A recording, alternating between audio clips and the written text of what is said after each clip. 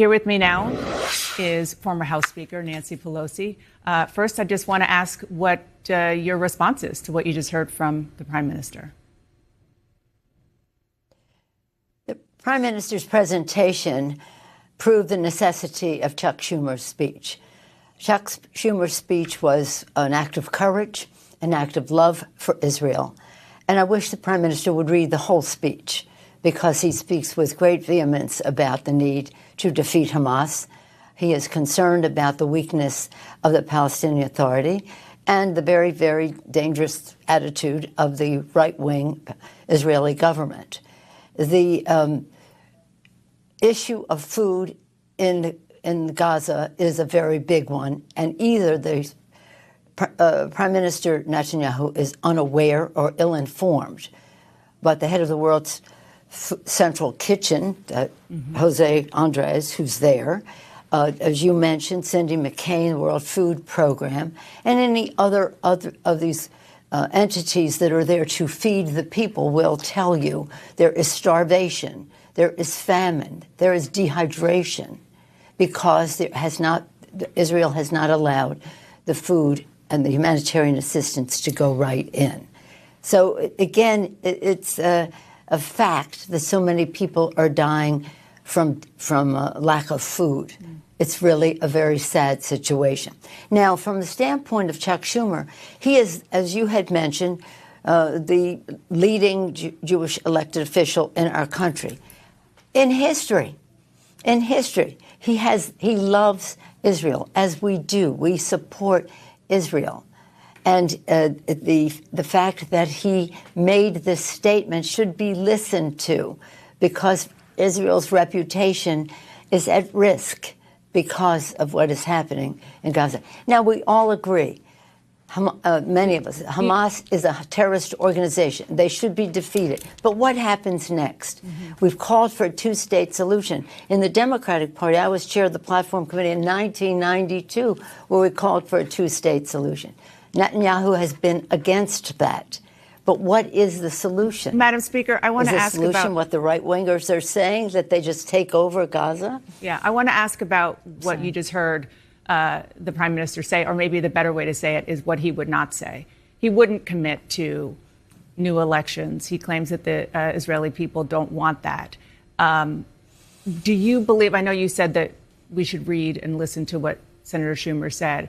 Are you also saying that you support the notion of new elections in Israel as the war winds down, as Senator Schumer said? The only thing I would disagree with what you said is I don't think it's a notion. I think it's a very serious proposal that the people of Israel be able to speak. Now, it's up to them to decide that. It's curious to me to see Netanyahu talk the way he does when he tried to interfere in American elections, but that's another subject. When he came to the Congress, criticized the President of the United States, barged into our country, into our elections. But again, let's put that aside and let's just say, as we go forward, what is wrong with advocating for elections in a democracy? And you mentioned the polls. You see that thousands and thousands of people are in the streets, even last night in Israel. But again, it's a democracy, and people have different views, and they express them, and that's a beautiful thing. But for him to say, what does that say if he won't even say that as the war winds down, the people of Israel should speak? That's all Chuck was saying. But read the speech, because it condemns Hamas. It criticizes Abbas and the Palestinian Authority for not being good partners for peace. Read the speech. The right wing, sad to say when you listen to Netanyahu, I thought it was a very weak presentation and again argued for Chuck Schumer's speech. But nonetheless, he's probably the most moderate person in that coalition. And it's really a sad state of affairs. Let me just, if I just may say this, I love Israel. I love the Israeli people. And this is how we think of them, about shared values. I remember being there as a speaker on one visit to Hadassah Hospital. And they told me they had just dealt with a clash between Palestinians and Israelis. And they treated them both the same. And they said, we didn't treat the Palestinian differently because they were Palestinian. We treated them the same because we are Jewish. The values have been so clear.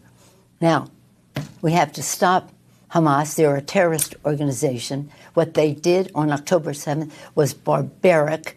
We must free the hostages. Think of it, if it were your brother, sister, mother, father, child, any one of us would be insistent on that. But as you have indicated, it's not a matter if you do it, it's how you do it. And to do it at the expense of children and their well-being is really what Chuck was addressing. And in our own law, when we give assistance to a country, we insist that they do not interfere with our giving humanitarian aid.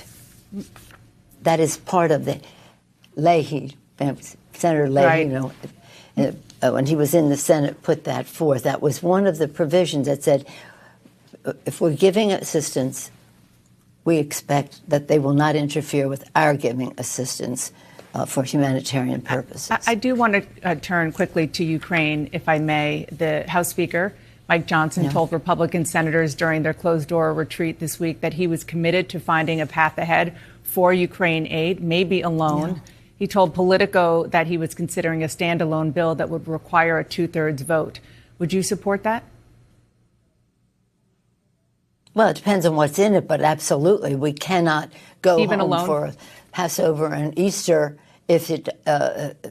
We must have this assistance to Ukraine. It's sad that it's taken so long, but I'm glad to hear that there's a path. We have tried to, under leadership of Hakeem Jeffries in the House, who's been a tremendous leader, use our leverage one way or another to show a path, and that may have weighed in on the Speaker's decision because he knows something has to happen, and we have our options. So why doesn't he lead the way? And the Senate bill was strongly bipartisan. I would be bipartisan in the House. Over 300 votes would be there for assistance to Ukraine. Also, though, having humanitarian assistance for the Palestinians. There are other provisions in the bill. Some of the Republicans don't want to give the Palestinians the assistance, and that's part of the challenge. Before I let you go, we're almost out of time, but I want to ask about the idea that Donald Trump is now the presumptive Republican nominee for president. U.S. intelligence agencies are reportedly preparing to share classified briefings with him. You're, of course, a former ranking member of the Intelligence Committee, Speaker of the House. Should Donald Trump receive intelligence briefings? You know, I have 30 years of intelligence experience in the Congress. This information is very important, and it is important for it not to be shared.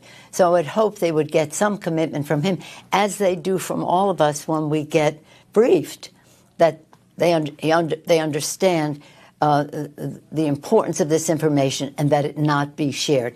The experience has not been positive with him, but hopefully those advising him would say, grow up, live up to your responsibilities.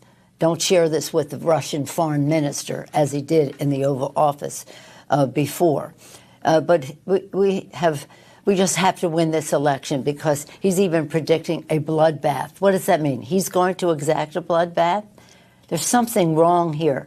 How respectful I am of the American people and their goodness. But how much more do they have to see from him to understand that this isn't what our country is about? Praising Hitler, praising the Russians, honestly, I mean, condemning our soldiers for losing or dying in war or being captured in war.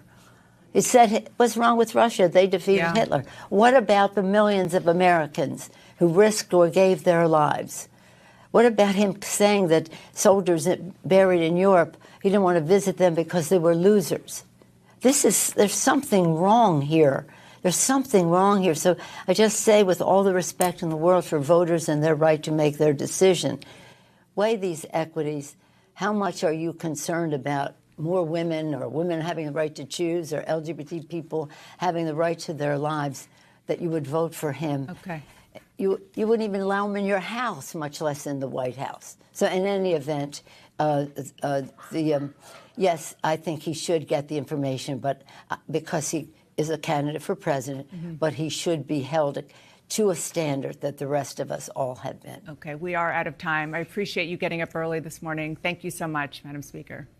Yes, my pleasure.